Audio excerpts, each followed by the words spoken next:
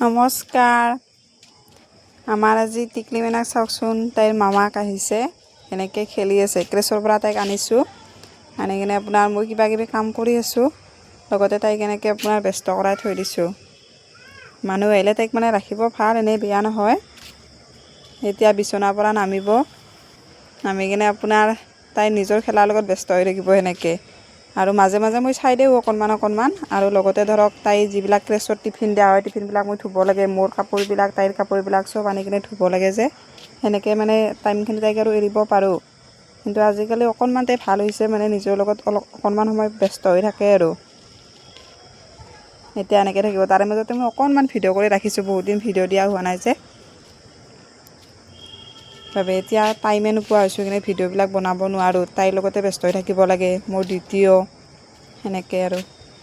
পিছে আপোনালোকে যদি মোৰ ভিডিঅ'বিলাক চাই আছে, তেতিয়াহ'লে লাইক কৰিব, কমেণ্ট কৰিব আৰু ছাবস্ক্ৰাইব কৰি দিব।